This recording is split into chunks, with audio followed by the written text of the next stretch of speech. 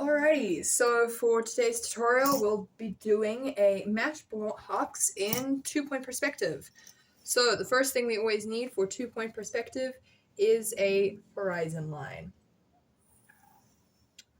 Alrighty, and now that we have that, oh, this one's a little bit skew and doesn't finish, so I should go ahead and just do that one properly. Alright, so now that we have that, we're going to put 2 points at either end of the horizon line. So there's a point down there, and there's a point down there. Then we have our matchbox. I've gone ahead and emptied out mine just so I don't have to draw all the matches. And I've also drawn a grid on the top, so if I do want to attempt drawing the lion, that's going to be doable for me a little bit. So let's go and jump ahead. So the first thing we're going to do is draw our first point of our matchbox. So I'm going to go ahead and open the drawer of my matchbox a little bit. So this is going to be this line for my matchbox. Actually, it's going to be this line. It's going to be that line over there. So we're going to start that off. Okay, and just make sure those lines really continue nicely, and then obviously do them quite light. So that's the first line. So now I want to add the next one, and now I have to consider how wide my matchbox is. How wide is my matchbox? So now when I draw that second line, that's going to start to consider. So I'm not going to draw it like that because I don't want a matchbox that wide. So I'm going to put it about there to get the line for the width of my matchbox. And now I'm going to add my second vanishing point lines, which are going to give me the width of my matchbox, really those kinds of lines, and get me a sense of length and of my matchbox. And these are really going to give in the rest of my face of my matchbox. So we're going to start off by doing the back line, this last piece of our matchbox. And then from there, we're going to do the next one, which is going to be this line, the end of the actual box. So I need to make sure I have a really decent looking rectangular shape at the top here, because that's going to be my matchbox. So now we've created this top sphere, this top plane of our matchbox. So now we want to add the other sides of our matchbox. So we're going to go ahead and add some of the vertical lines of our matchbox. So these lines are going to determine the height of our matchbox. I've made them a little bit longer than the matchbox is going to be because I want them to be able to intersect with my lines quite nicely, and that's going to be determined by a vanishing point instead of just putting perfectly perpendicular lines on my page. So now this line here is going to show me where those lines are going to end, and really the side section of my matchbox. So it's going to be a lot narrower than the first one I made. So I'm going to just put that one right there, and the same will be true here, and it must connect with that horizontal line and the previous not horizontal, vertical line, and the previous vanishing point line. So that's where we're going to put that one. So there we have a very basic looking box, so to speak, in the middle of all these vanishing point lines. And because I have the straw extending from that, I'm going to include that. I'm going to redraw this as a separate box and a slightly smaller box. I'm not just going to continue and add a line there for this box. I could, but I'm not going to do that because I feel like we could do a little bit better. So we're going to put this line here. It's not going to come up much further than the original lines. Not going to be much different. That one will keep the same. And then the bottom one is also going to go in just slightly. So if that's where the original bottom line is, we're going to move that in just a tiny bit.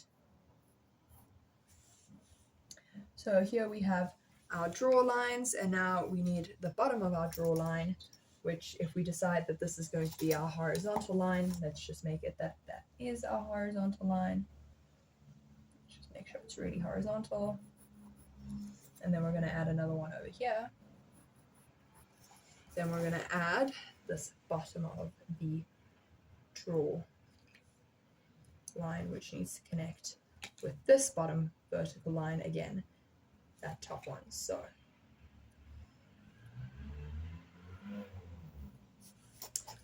this may look a little bit confusing, but we're going to go ahead and outline important lines just to show you what's important. Normally you would go ahead and erase lines, but because this is a tutorial, we're just going to keep those lines visible so you can see what's happening. So this is the edge of our matchbox that we are going to be drawing. We're now just outlining the matchbox.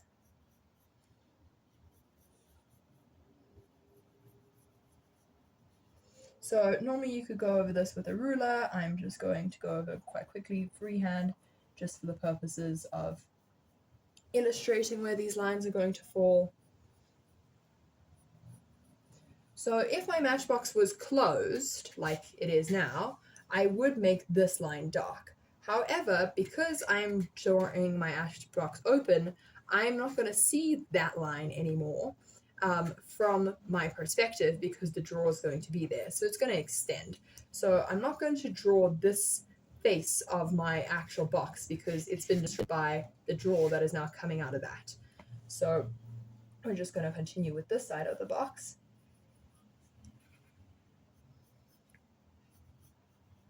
And then we're going to make our draw a little bit darker as well. So we're going to have this line coming up there, this line from the bottom going down there. And we really do want that to extend just a bit, just a tiny bit, just to show that it's a smaller box. And then we're going to put that back in here. And same for there. And we want that just to extend a tiny bit. And this is going to go down here. And this goes down here. Now, one of the things that is a box is adding this interior line over there into our drawing because we can actually see it because it's been open. So how would we add that line? By using our vanishing point again. This time we're going to connect to that line, that vertical end space over there. We're going to connect that with our vanishing point. And we're just going to connect it there, because you can't see that line in all parts of our drawing. You can only see it in that section of our box. We're going to make that dark. So now for shading, I'm going to go ahead and make this side of my box really, really dark because it's this inside wall. So it's really, really dark in my perspective because it doesn't get a lot of light and it's one of these straight up walls. So unless you go and directly shine light on it, it doesn't get any of the above light. So that's going to be quite a dark one. And then from there, we're going to do this inside bottom bit of the box, which is also going to be quite dark because it's the bottom of the box. Notice how I'll make it darker towards the opening of the box and a little bit lighter to the furthest extremist part of our box that's the most far sticking out, because that is technically getting the most light. So now we're just going to go and darken it up over there, darken it up over there, blend that in a little bit, and then I'm just going to go back and make this line really, really, really dark. It might blend into the shadow, that's fine, but you really just want that line to be quite dark. And then because this blue section is just in general a little bit darker, I'm going to go and put a little bit of shadow going onto that section over there. And then I'm going to blend that whole section of box. We'll create like a bit of texture / shadow and just a bit of difference from our general yellow matchbox, just so you can see this box is separate and its own dimensional thing. And we're going to do the same thing on this side, where I'm just going to create a very light, loose shading that almost looks like hatching, because I'm doing these long up and down lines just very loosely. And we're going to go ahead and make that line dark again. Fantastic. So now we've got this draw sticking out really nice, and we want to add some of the detail on the top of our box. So going back to this grid will indicate how I'm going to be drawing things on my box.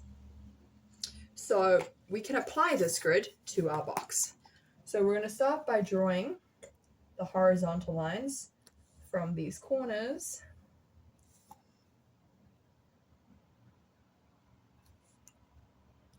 just like that. And then in order to get these nice straight lines that run vertically and horizontally across our box, we're going to use our vanishing point again. So you're going to go from your vanishing point and connect with the intersect of that cross that you've just created on your.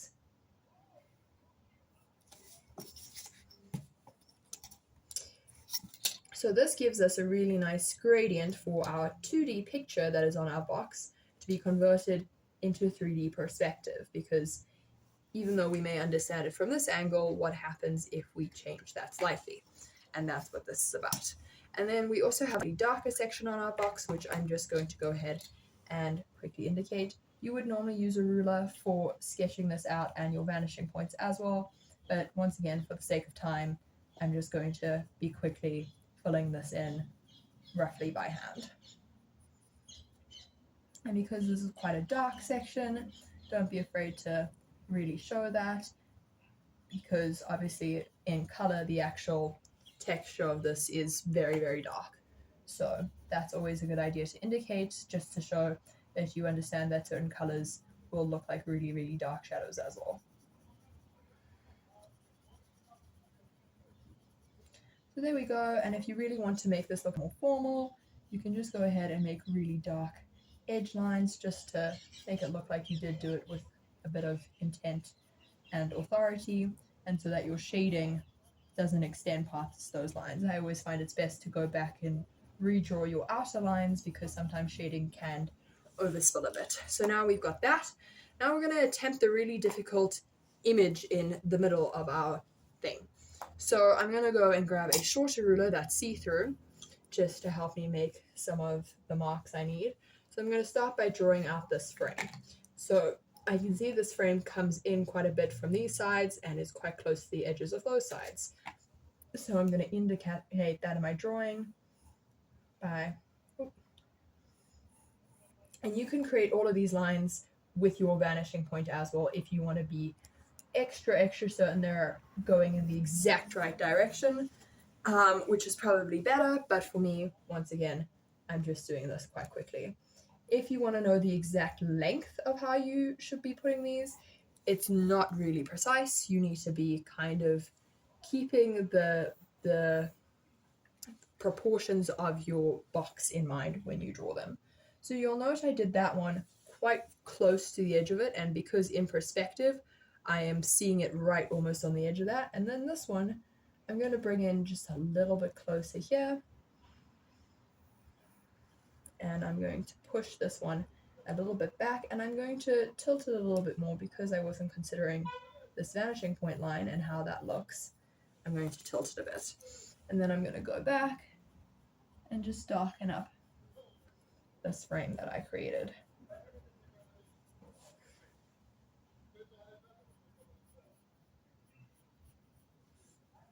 So over here, I'm going to really just try to keep it away from the edge with keeping a little bit of gap to show the difference.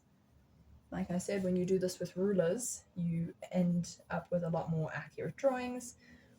So there, now we have this box. So now the difficult is the lion and the logo and the little emblems that's going on all here. So the lion sits very much in the middle, and we have this which exists between these two quadrants, this which exists between four quadrants, and the lion that really kind of sits in everything. So I'm going to start off with putting this type in. So if I look at my box from an angle, which is what you should be doing when you draw in perspective, I realize it becomes a lot more squashed than what I'm traditionally seeing. So with that in mind, you can draw your type or indicate where it's going to be with a little bit of squash. So this is where my type is going to be. I understand that it ends there, just before that line, and it's going to end on this side there, just before that line. Now, the other thing is with squash, we tend to condense all of our letters, so we make them a smaller font size, so to speak, instead of really squashing them down. So our O is in the middle of this, so that's where we're going to put it, because that's where that line goes through it. I'm just going to do the O like that. Then the I is right over there. The L will go here. and the N will go there. So even though this isn't a very perfect version of what lion logo text looks like when it's warped, you've still put most of your letters in the same, like, correct place. So I'm going to go back and make these a little bit darker. So just going over that O, bringing up that bottom line of the I just a tiny bit.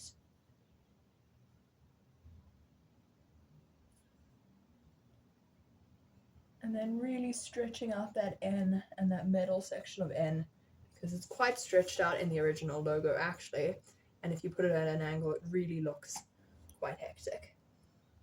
And I'm going to go back and make that a little bit fatter. I'm going to do the same thing over there, the same thing with my I, just so my L and my N match.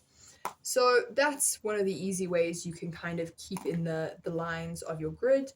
And then we're going to try do the same thing with this banner at the bottom. So if you look at it at an angle, you kind of realize how certain things fit. And what's convenient about this banner is the grid really lets you see that it doesn't extend further than that line, and where it kind of sits in this section all happens in that part of your grid.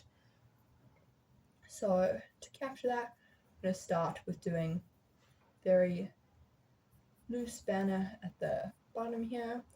I'm making it quite straight because it is actually quite a straight banner, and when you tilt it, it doesn't really get too much more curved. Then I'm going to do the first end of my banner there. I'm just going to bring it into an end because I don't know if it's visible, but it kind of does that in the ribbon, and then there's this extended detail over there. So I'm going to create a rough shape of my banner. And then now I'm going to consider how these features fill in. So I'm going to do this little additional section here. And I'm going to just continue to look at my box from a 2-point perspective for myself so that I can compare to what I'm actually supposed to be drawing, which is how you should be doing it if you want to get quite successful at 2-point perspective, because the best reference is actually just looking at your object in 2-point perspective. So here we go, we're gonna have that banner over there. And now we can go ahead and darken up some of these lines on this section here, because I've kind of figured out how I want it to be drawn.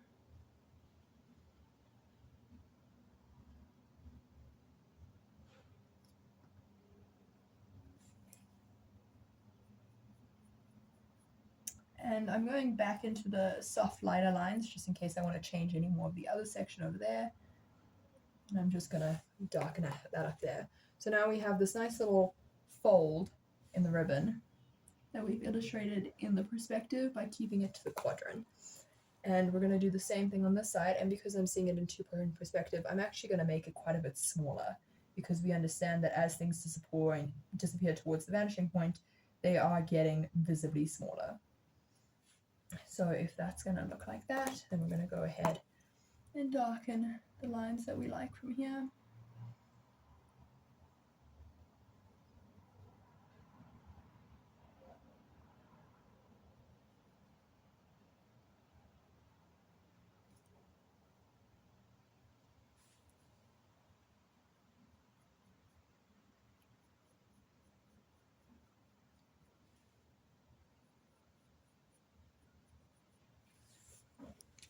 So there we go. Now we have this bottom banner, which I'm not going to add the type into, but I am just going to very loosely shade to indicate that it is quite dark. Obviously, if you were going to do this accurately, you would make this black because it is black.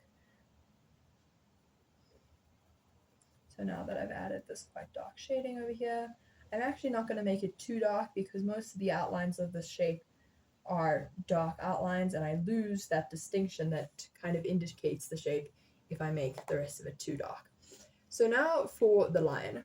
So the lion, when you put him in perspective, doesn't really look like a lion. It's a combination of shapes that exist in certain other shapes because we've created this grid.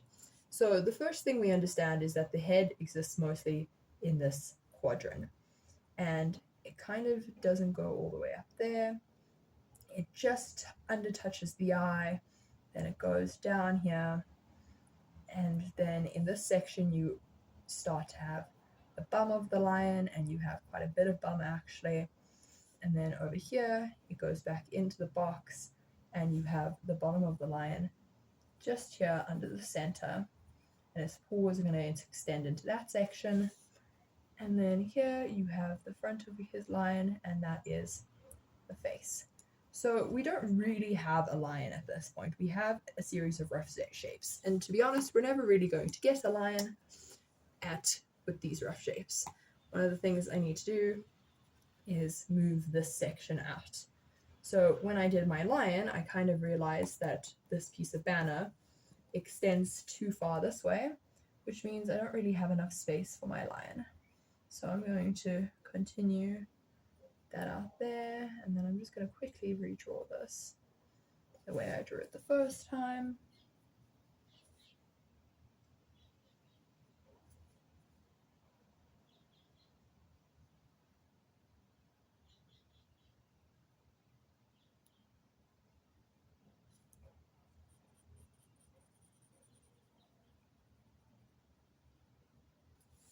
So we've re-extended that banner, and we've broken part of our grid, so we just want to re-extend that grid a little bit there and there.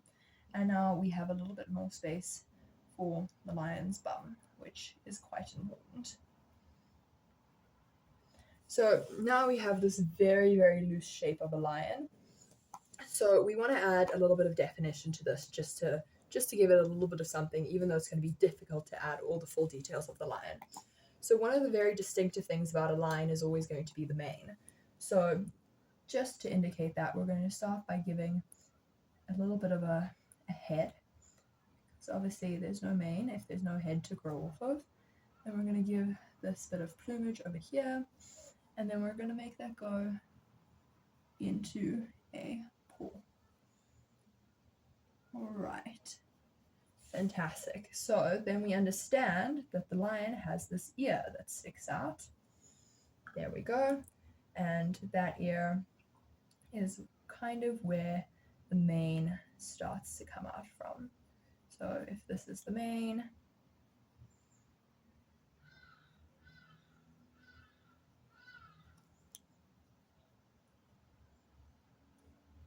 I'm going to give him a bit of an eye, there's a bit of a nose, just to give him a little bit of a face. Then we're going to do this piece of back here. We're going to do the back leg. So back legs of lions goes just over there. And then this is where his leg is, just like that. And then there is the rest of his bum. And this lion, his tail happens to come in and be quite a minute detail, so we won't bother adding all of that. So there you go. And you'll notice the lion is quite small. It isn't very detailed, but it looks quite detailed simply because we've given it a couple of the important things. And I'm just gonna go right ahead and add that little piece there, just to make that leg look like it goes back into it. And that is how you draw in 2-point perspective a matchbox. So remember, when you want to draw in 2-point perspective, always use your vanishing points to round everything off and guide everything. It's always best to use a grid if you don't understand how to create a shape. Remember, your darkest points are going to be where there is no sunlight, so at the inside of your box over here, or where there is visible black. So like this lion type is really dark, we can go back and make that really dark if we want to, and make that really dark if we want to. And then when you finish, obviously you go ahead and you erase all of your guidelines. And that is how you do a 2-point perspective matchbox.